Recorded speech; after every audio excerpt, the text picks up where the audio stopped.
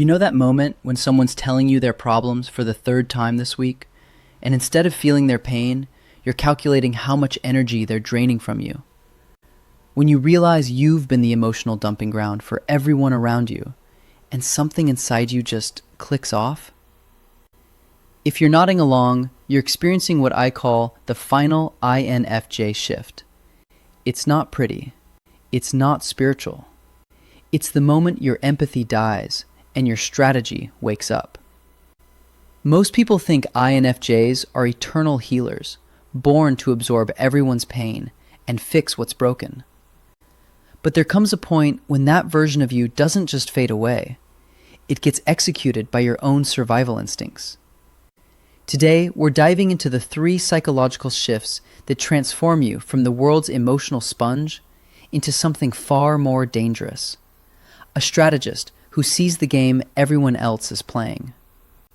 Before we start, please hit the like button, comment, and subscribe, because this is going to challenge everything you thought you knew about being an INFJ. Before we start, please hit the like button, comment, and subscribe so you won't miss any of our weekly deep dives into the world of personality types. And if you are looking to achieve a deeper understanding of yourself and your personality type, click the link in the comments to take our favorite free personality test. The death of universal empathy. Let me tell you what universal empathy really looks like. It's 2 a.m. and you're still awake because your friend texted about their relationship drama. Again. It's feeling physically sick when your coworker complains about their boss. It's absorbing the emotional temperature of every room you walk into until you forget what your own feelings actually are.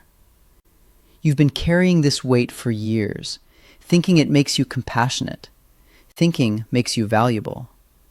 But here's the brutal truth. What you called empathy was actually emotional codependency dressed up as kindness. The shift happens when you realize most people aren't seeking healing. They're seeking validation for their dysfunction. They want you to feel their pain so they don't have to sit with it alone. They want you to carry their emotional baggage so they can keep making the same destructive choices without consequences. And suddenly, you're done. It starts small.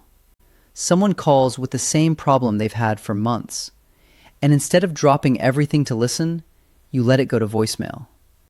A family member tries to guilt you into their drama, and you feel nothing but annoyance.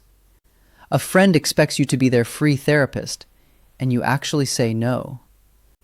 This is where the guilt hits, because you've built your entire identity around being the person who cares. The helper, the healer, the one who always has emotional bandwidth for everyone else's crisis. But strategic discernment isn't cruelty, it's wisdom. You start distinguishing between someone who deserves your energy and someone who's just using it as a drug to avoid their own growth. You learn to spot emotional vampires before they sink their teeth in. In relationships, this looks like no longer tolerating partners who mistake your depth for desperation.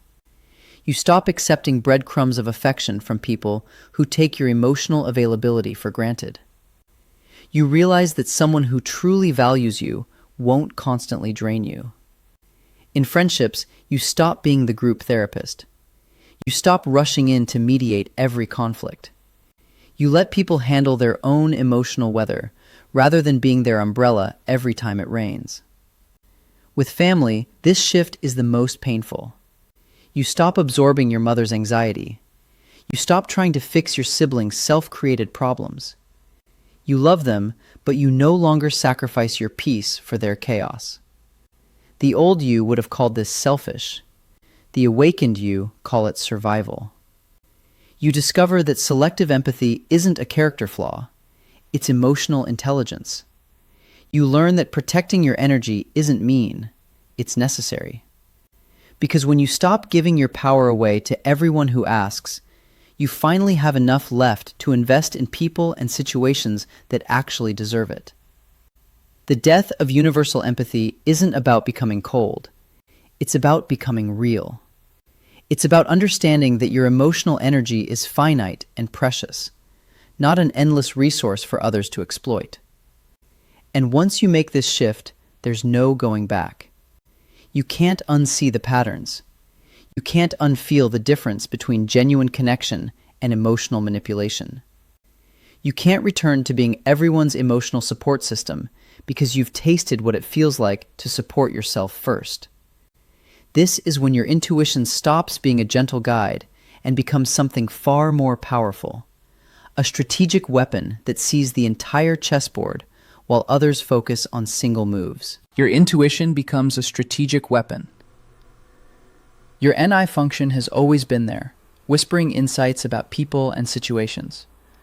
But after the empathy shift, something changes. That gentle inner voice becomes a pattern recognition powerhouse that cuts through deception like a laser through fog. You start seeing the entire emotional chessboard, while others are focused on their next move. When someone walks into a room, you don't just sense their mood, you read their intentions, their hidden agendas, their unspoken fears. It's not mystical. It's your brain processing micro-expressions, vocal patterns, and energy signatures faster than your conscious mind can analyze them. The uncomfortable truth hits you. Most people operate on lies. Not malicious lies, but the stories they tell themselves to avoid confronting who they really are.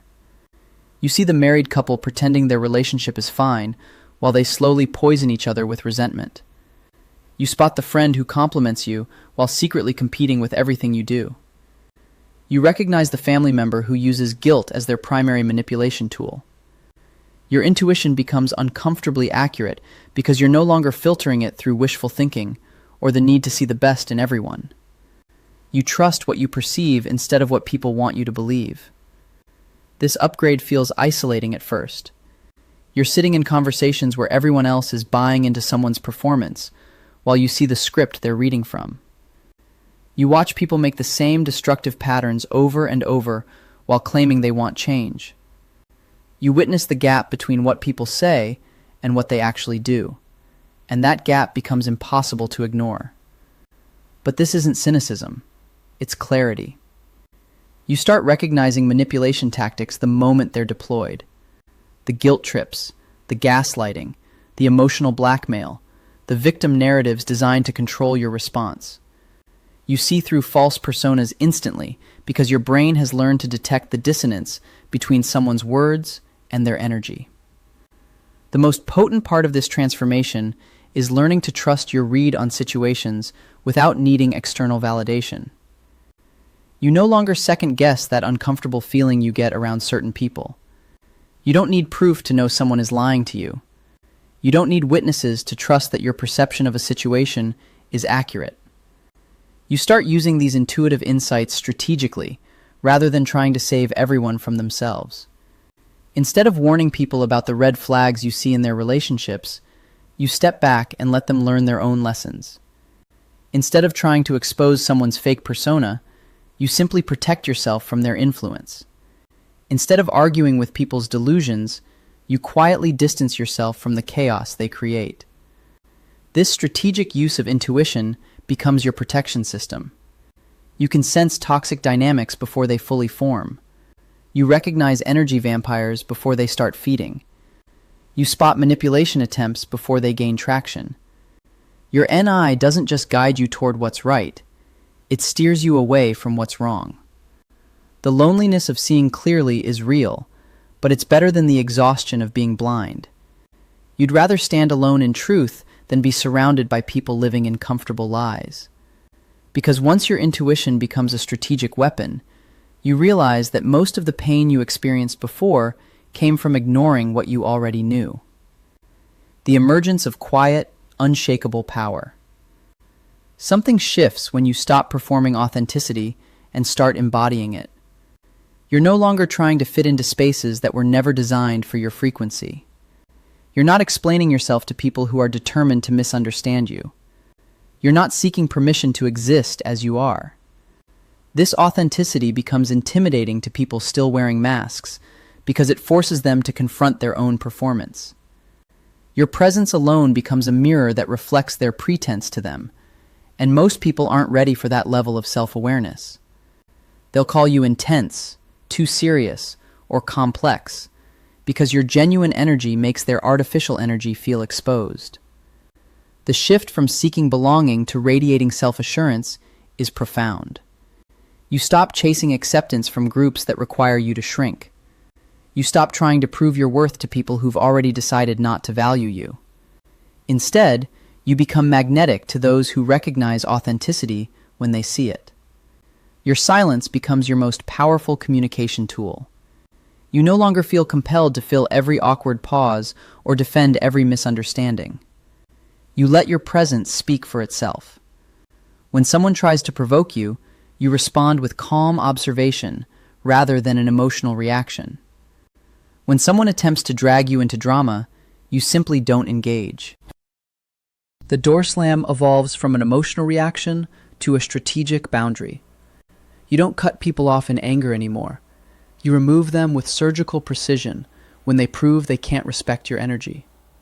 There's no announcement, no explanation, no dramatic exit. They're simply no longer part of your reality. This quiet power is paradoxical. The less you care about others' opinions, the more influence you actually have.